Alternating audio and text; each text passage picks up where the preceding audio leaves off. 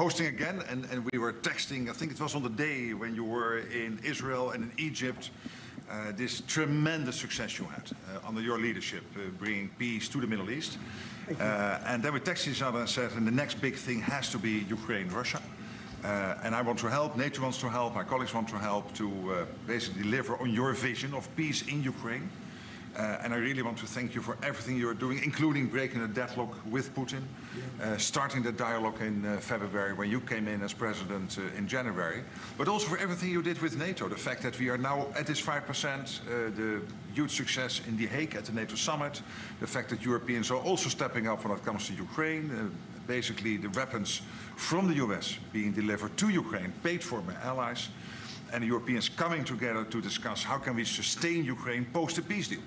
All of this is evidence of your leadership of pushing the Europeans and the Canadians to do more, to deliver, and to equalize in spending with the US.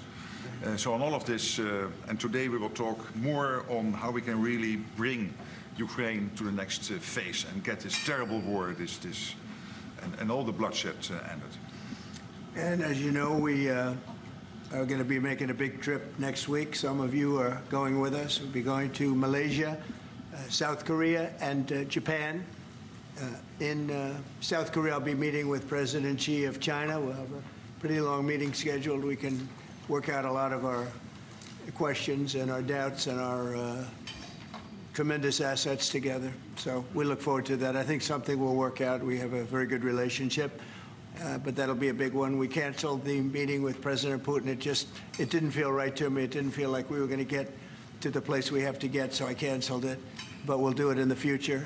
But next week we'll be with many of you in those locations that I told you. Then it's back to Washington. So thank you very much, everybody. Yeah, please. Mr. President, can you tell us a little bit about why you're elevating sanctions against Russia right now? I just felt it was time. We've waited a long time. I thought that we'd go long before the Middle East. And Mark, as you know, we did the Middle East +7. So we did 7 different wars from Pakistan and India to so many. Azerbaijan, Armenia. Which they said was impossible to do. All these wars I did. And the one that we have left, we have 1 left. It'll be 9. We have 1 left, and I think we'll get that done, too. I think we're on our way to getting it done. We have to. Please. Mr. President, do you have a timeline for when you think this war is going to be over because of your leadership? No, I don't have a timeline. You can't have in war, it's hard to have a timeline. You know, so many things happen in war. Go ahead. What about Tomahawk missiles? Putin is definitely Well, afraid. the problem with the Tomahawk that a lot of people don't know, it'll take a minimum of 6 months, usually a year, to learn how to use them. They're highly complex. So the only way a Tomahawk is going to be shot is if we shot it, and we're not going to do that. But there is a tremendous learning curve with the Tomahawk. It's a very powerful weapon, very accurate weapon, and maybe that's what makes it so complex. But it will take a year. It takes a year of intense training to learn how to use it. And we know how to use it, and we're not going to be teaching other people. It's too far out into the future. Yes, Mr. President, I saw, Mr. President, that you said as recently as yesterday that you still believe that Putin wants to enter war. Yeah, then today I do. You took this step to ratchet up the sanctions and put more Yeah. pressure on him.